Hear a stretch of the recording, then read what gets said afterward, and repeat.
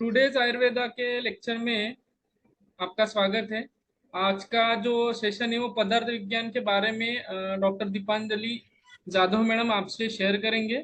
आज का जो टॉपिक है वो पदार्थ विज्ञान और निरूपण, उसके बारे में हम लोग जानेंगे। स्टार्ट करें मैडम। हॅलो, तर आपला लास्ट लेक्चर मध्ये आपला टॉपिक होता आयुर्वेद निरूपण। त्याच्यामध्ये आपण आयुर्वेदची डेफिनेशन, त्याच्यानंतर आयुचे टाइप्स, हे आपण सिद्धांत, हे सगळं आपण एक्सप्लेन केलं। आता आपला नेक्स्ट पॉइंट आहे टर्म 1 सिलेबस, त्यातला सेकंड पॉइंट पदार्थ आणि दर्शन निरूपण। So first we will learn with padartha निरूपण।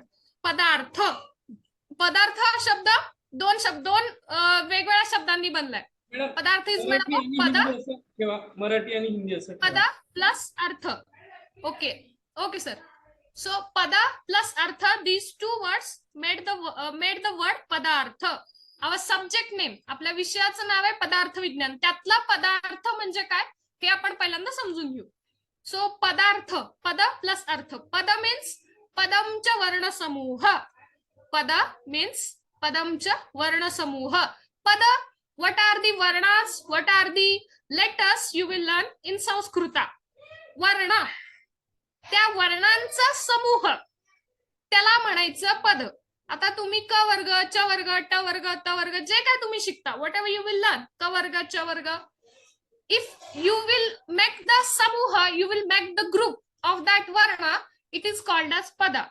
but ka and va, if we combine this word, if we combine this varna, then this word is pada। but is there any having meaning, ka and va?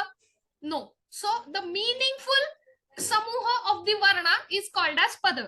नुसताच समूह केला वर्णांचा म्हणून त्याला पद म्हणत नाही, तर अर्थपूर्ण समूह वर्णांचा झाला की त्याला पद म्हणतात। नेक्स्ट अर्थ, पृच्छन्ति इंद्रियाणि यम स अर्थः, जे आपल्या इंद्रियांना समजतं, whatever we will understand by our इंद्रियास, it is called as artha. So पदार्थ, पद प्लस अर्थ मीन्स वॉट एव्हर दी वर्ण समूह which is having meaning that we can understand with the help of our indriyas, that is called as पदार्थ।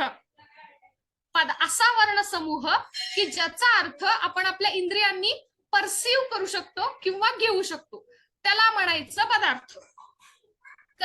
Clear? Next, आपला next point आहे qualities पदार्थाच्या।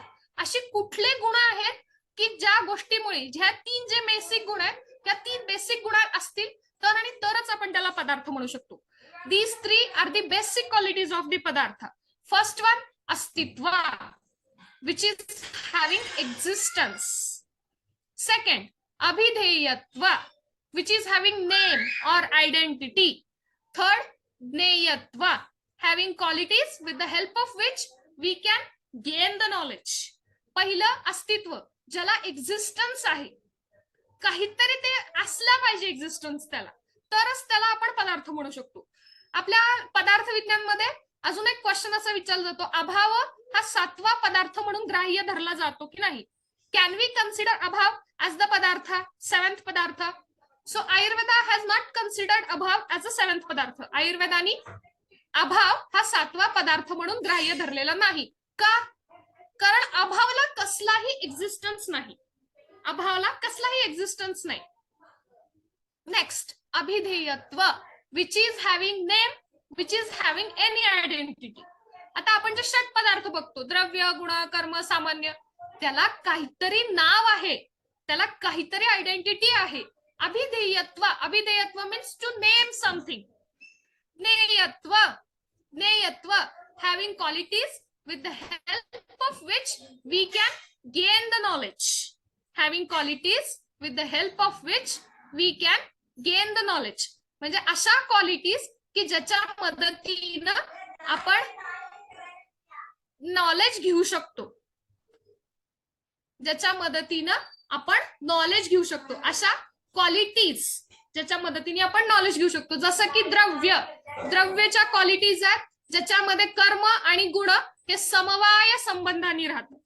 ज्याच्यामध्ये कर्म आणि गुण हे समवाय संबंधाने राहतात, त्याला म्हणायचं ज्ञेयत्व. अशा क्वालिटीज लागतात पदार्थांच्या. आणि ह्यातल्या कुठल्याही 3 क्वालिटीज, त्यातल्या कुठल्याही ज्या क्वालिटीज आहेत त्या तिन्हीच्या तिन्ही क्वालिटीज आपल्याला लागतात. कुठल्याही 2 क्वालिटीजच्या मदतीने आपण त्या गोष्टीला पदार्थ म्हणू शकत नाही. पदार्थाची लक्षणं. पदस्य पदयोः पदानां वा अर्थः इति पदार्थः. पदार्थाचं पहिलं लक्षण पदस्य पदयोः पदानां वा अर्थः इति पदार्थः. म्हणजे काय तर असा पदार्थ हे असं आहे की ज्याच्या आपण नुसतं उच्चार केला की ते सिंग्युलर आहे का ते प्लुरल आहे हे आपण समजू शकतो. आपण संस्कृतमध्ये शब्द बाहेर केले. राम हा रामौ रामाणाम असे आपण जे शब्द बाहेर केले. राम एक राम, रामयोः अनेक राम, द्विवचन, संस्कृतमध्ये द्विवचन असतं. पदाणाम म्हणजे अनेक पद, अनेक राम अशा अर्थाने. त्यामुळे पदार्थाचं लक्षण काय, आपण त्याचा उच्चार केला त्या शब्दाचा की ते एकवचन आहे का ते द्विवचन आहे का ते अनेक वचन आहे हे आपण समजू शकतो. दुसरं लक्षण षण्णामपि पदार्थानां अस्तित्वम अभिधेयत्वम ज्ञेयत्वानि. हे प्रशस्तपादचं लक्षण आहे. आपण जी 3 लक्षणं बघितली, अस्तित्व, अभिधेयत्व आणि ज्ञेयत्व, मीन्स whatever the अस्तित्व, अभिधेयत्व, ज्ञेयत्व, these 3 are the basic and main important lakshanas which are having by the षट पदार्थ. This is the lakshana given by the Prashastapad. Prashastapad, he is the commentator of Vaisheshik Darshana. Whenever you will write Padartha Lakshanas in your university paper, at least these 3 are important shlokas. So third one, Pramiti Vishayaha Padartha.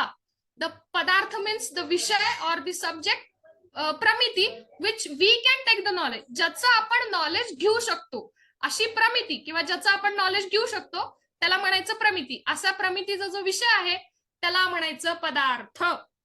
हे झालं पदार्थाची 3 लक्षणं. ही important आहेत तिन्हीच्या तिन्ही. At least ही 3 तुमच्याकडून university एक्झामला expected आहेत. Next classification त्या पदार्थाचं. तर पहिलं क्लासिफिकेशन अकॉर्डिंग टू सुश्रुत, पदार्थाचा अपरिमित, इन्युमरेबल, पदार्थाचा इन्युमरेबल. दुसरं क्लासिफिकेशन मी टेबल वाईज दिले जे तुमच्या स्क्रीनवरती तुम्हाला दिसते. पहिलं अकॉर्डिंग टू वैशेषिक दर्शन, द्रव्य, गुण, कर्म, सामान्य, विशेष, समवाय. तेच classification according to Ayurveda sequence change होतो. चरक सूत्रस्थान पहिला अध्याय दीर्घंजीवितीय मध्ये तुम्हाला ह्या सिक्वेन्सनी ते दिले. सामान्य, विशेष, गुण, द्रव्य, कर्म आणि समवाय. सिक्वेन्स का चेंज होतो ह्याचं रिझन चरक मध्ये तुम्हाला आहे, आपण ते त्यावेळेला शिकू. पण आता तुम्हाला बेसिक एवढंच सांगते की सिक्वेन्स चेंज होतो कारण चरक हे चिकित्सा, आयुर्वेद हे चिकित्सा शास्त्र आहे. त्यामुळे ते पहिल्यांदा सामान्य आणि विशेष कन्सिडर करतात. सामान्य आणि विशेष वरती आपली चिकित्सा बेस आहे. त्यामुळे वैशेषिक दर्शन हे एक दर्शन आहे म्हणून त्यांनी द्रव्य, गुण, कर्म, सामान्य, विशेष, समवाय ह्या सिक्वेन्सनी दिलेला आहे. राजीव गांधी युनिव्हर्सिटीमध्ये एमसीक्यू ला फर्स्ट जी एनसीएसएम ची बॅच होती त्याच्यामध्ये एमसीक्यू ला त्यांनी सिक्वेन्स विचारला होता पदार्थांचा. त्यामुळे हे सिक्वेन्स हा असाच असतो आणि तुम्हाला एमसीक्यू ला पडतो. त्यामुळे तो तुम्हाला बाय हार्ट करावा लागेल. वैशेषिक दर्शनचा ह्या पद्धतीने, आयुर्वेदाचा ह्या पद्धतीने. Next classification according to Jain darshan, आश्रय, बंध, संवर, निर्जरा, मोक्ष, जीव आणि अजीव. ही 7 जी काय नावं आहेत पदार्थांची ती तुम्हाला जैन दर्शन मध्ये आहेत. तुमच्या सिलेबसला जैन दर्शन इन डिटेल नाही. तर आता तुम्ही बायहार्ट करताना क्लासिफिकेशन मध्ये आहे तसं बायहार्ट करा. आश्रय, बंध, संवर, निर्जरा, मोक्ष, जीव आणि अजीव. नेक्स्ट अकॉर्डिंग टू न्यायदर्शन, न्यायदर्शनानुसार 16 पदार्थ त्यांनी सांगितलेले आहेत. हीच 16 प्रमेय म्हणून पण त्यांनी सांगितलेलं आहे. ज्यावेळेला तुम्ही पेपर सेकंड मधला फर्स्ट टॉपिक तुमचा परीक्षा इंट्रोडक्शन घेतात त्याच्यात तुम्हाला 4 टर्म आहेत, प्रमाता, प्रमेय आणि परीक्षा. त्यातलं प्रमेय म्हणजे ज्याचं आपण नॉलेज घेऊ शकतो, तिथं हे 16 प्रमेय पण आपण म्हणून युज करू शकतो. हे पदार्थ पण आहे. पहिलं प्रमाण, प्रमेय, संशय, प्रयोजन, दृष्टांत, सिद्धांत, अवयव, तर्क, निर्णय, वाद, जल्प, वितंड, हेत्वाभास, छल, जाती आणि निग्रहस्थान हे 16 न्यायदर्शनचे पदार्थ आहेत, ज्याच्याबद्दल आपण नॉलेज घेऊ शकतो. आपण एक लक्षण बघितलं पदार्थाचं. We have seen the one लक्षण दॅट इज प्रमिती विषयः पदार्थः. According to that, we can take the knowledge about these 16. So that's why these 16 are considered as padartha, and these 16 are having all the 3 lakshanas, that is astitva, abhidheyatva and neyatva.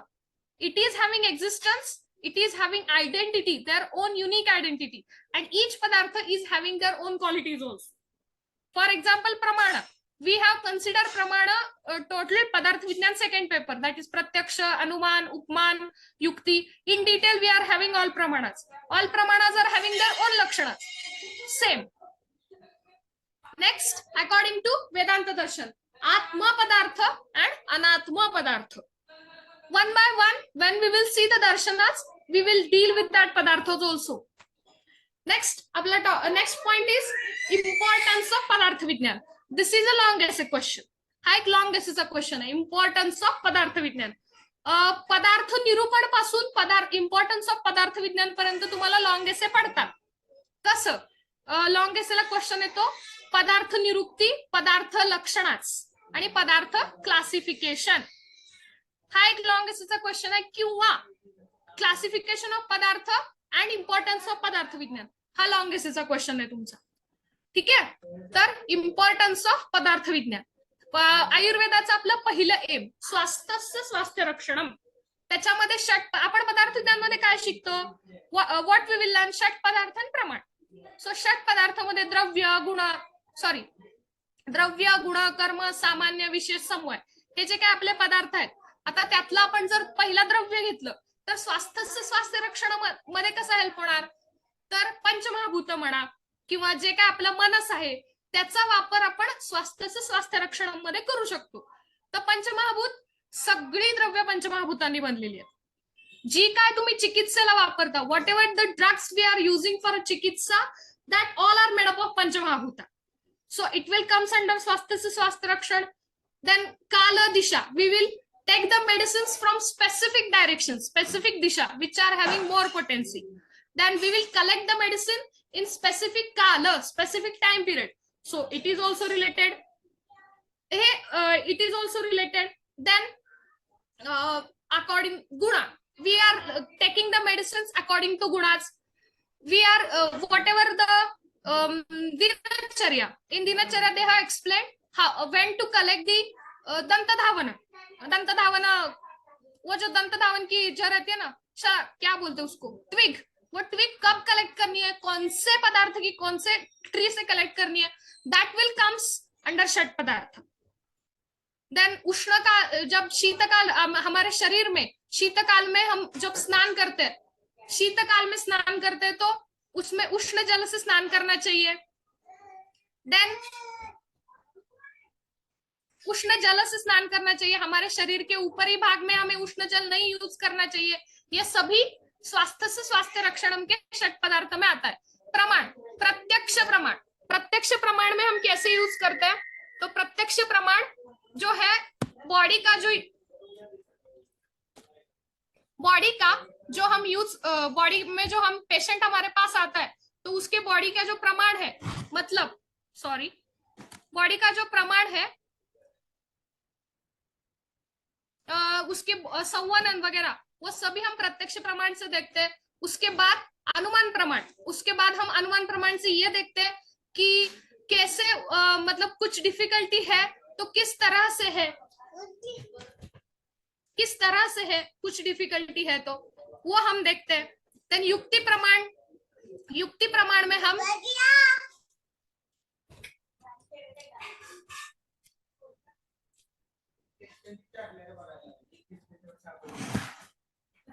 Recording चालू आहे लेक्चरचं. Recording युट्यूबवर घालतात की त्याला. मी जरा